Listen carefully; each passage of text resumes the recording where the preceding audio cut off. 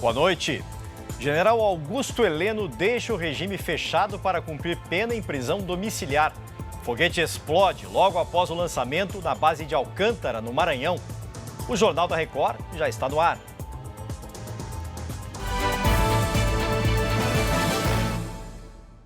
Oferecimento Bradesco. Em 2026, o que é mais valioso vem primeiro. O primeiro foguete comercial lançado em território brasileiro explodiu agora há pouco após apresentar uma falha. O foguete sul-coreano Hambit Nano partiu do centro de lançamento de Alcântara, no Maranhão. Após deixar a plataforma, o veículo apresentou uma falha e colidiu com o chão. Ninguém ficou ferido. Os engenheiros da empresa dona do foguete e a Força Aérea Brasileira investigam o acidente. O ex-ministro do Gabinete de Segurança Institucional, general Augusto Heleno, foi solto agora à noite, depois que o ministro do Supremo, Alexandre de Moraes, autorizou a prisão domiciliar. O repórter Tiago Nolasco tem os detalhes. Tiago, boa noite. Oi, Emerson, boa noite para você, boa noite a todos. O advogado do general Augusto Heleno esteve aqui no Comando Militar do Planalto e por volta de 11 da noite saiu daqui levando o ex-ministro para a casa dele, que fica aqui em Brasília. Uma perícia médica feita pela Polícia Federal confirmou o diagnóstico de Alzheimer em Augusto Heleno.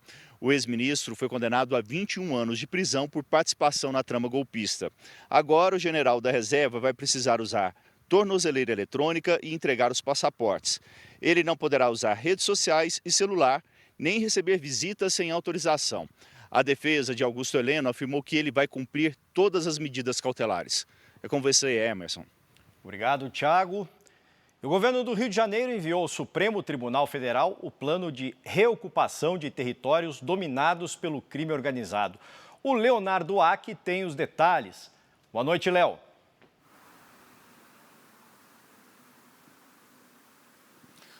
Oi, Emerson, boa noite para você, boa noite a todos. O plano propõe uma retomada gradual e permanente de áreas dominadas por organizações criminosas, com atuação policial contínua, reorganização urbana e ampliação dos serviços públicos. A proposta é que o modelo seja implantado em 3 comunidades da zona sudoeste aqui do Rio. A região foi escolhida por critérios técnicos que apontam menor risco para as forças policiais e também para a população. A proposta do Estado é substituir a economia ilegal por alternativas formais de renda e políticas públicas permanentes. Emerson. Obrigado, Léo. Nos Estados Unidos, um homem tentou atirar em um segurança dentro de um mercado em Ohio.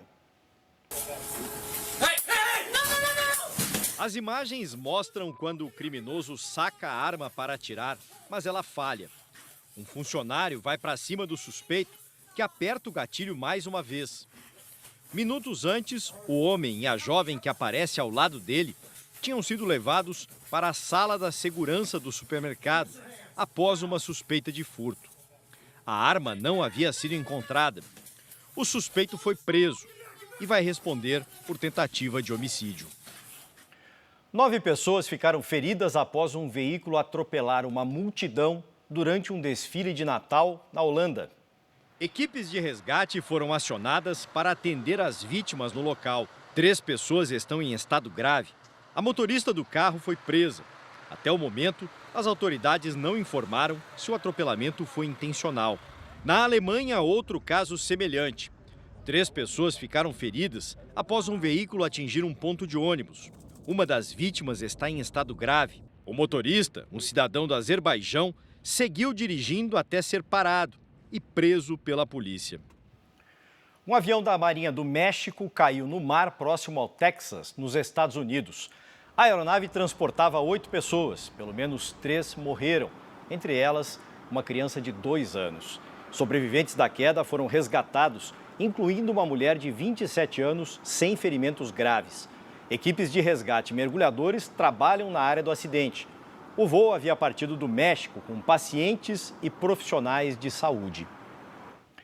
O JR Entrevista desta semana recebeu o governador da Bahia, Jerônimo Rodrigues. Ele falou sobre o combate ao crime organizado, a retomada da indústria no estado e a importância da participação de todos no desenvolvimento econômico do país.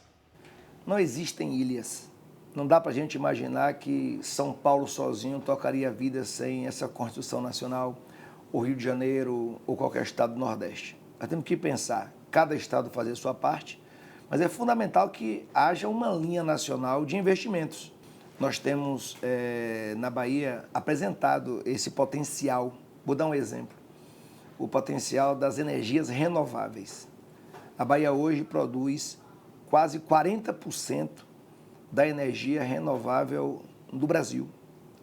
Mas qual a dificuldade? Nós temos bons ventos e muito bom sol, no sertão, por exemplo. Mas a gente não investiu durante esses últimos 4 a 6 anos no país para a construção dos linhões, das linhas de transmissão que tira a energia do sertão baiano ou do Nordeste e leva para todo o país. Portanto, se não tiver investimento, a gente não consegue fazer esses resultados brilharem.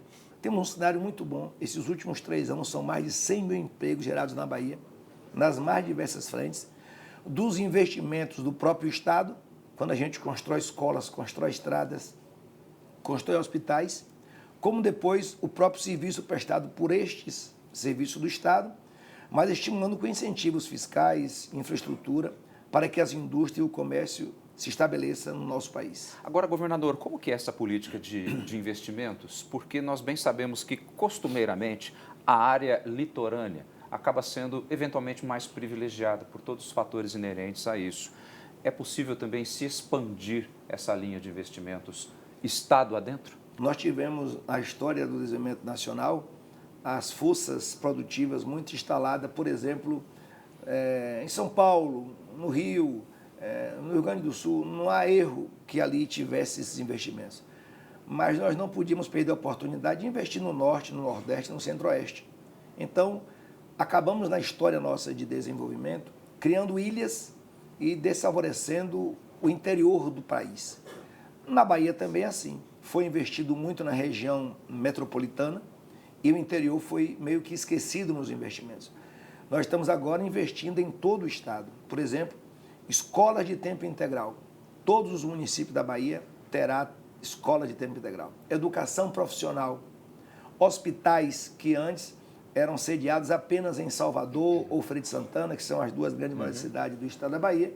Hoje a gente encontra em todo o estado da Bahia hospitais de alta complexidade. Esses investimentos sociais requerem de nós uma economia forte e hoje a Bahia se destaca como sendo, o último relatório do Ministério da Economia mostra que a Bahia foi, agora no último período, o estado que mais investiu no Brasil. Não há ninguém nesse Brasil, e as pesquisas mostram isso, que não esteja preocupado com segurança pública. A Bahia já teve numa situação extremamente complicada no que diz respeito a isso, com índices problemáticos. Segurança pública é um tema sensível e posso dizer isso com muita tranquilidade. Nós estamos dedicando investimentos na inteligência, porque é com a inteligência que a gente desmonta, por exemplo, as ações do crime organizado, equipamentos para os policiais como armas, viaturas, equipamento de proteção, câmeras corporais.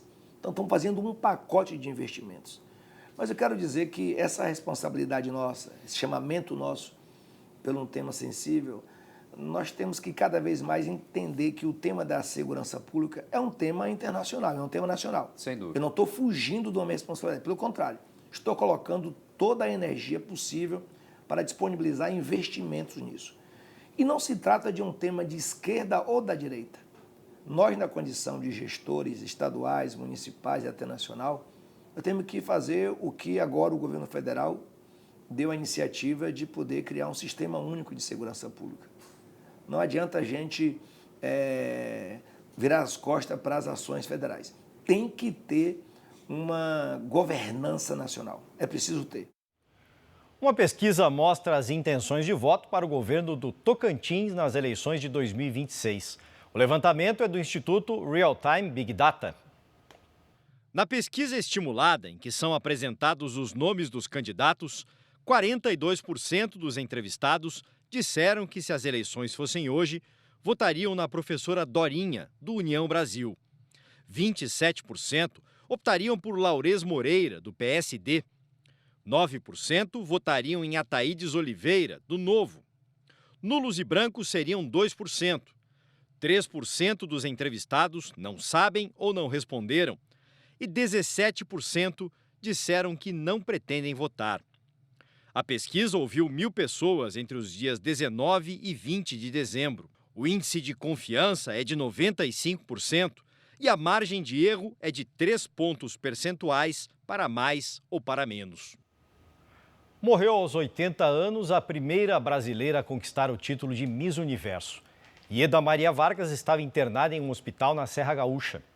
Natural de Porto Alegre, Ieda entrou para a história ao vencer os concursos de Miss Brasil e Miss Universo em 1963, aos 18 anos, nos Estados Unidos, tornando-se um dos maiores símbolos da beleza brasileira. Nos anos seguintes, Ieda optou por uma vida discreta, longe da carreira artística, participando apenas de eventos como convidada especial. Este foi o Jornal da Record. Você fica agora com o programa Entre Linhas. Boa noite e uma ótima terça.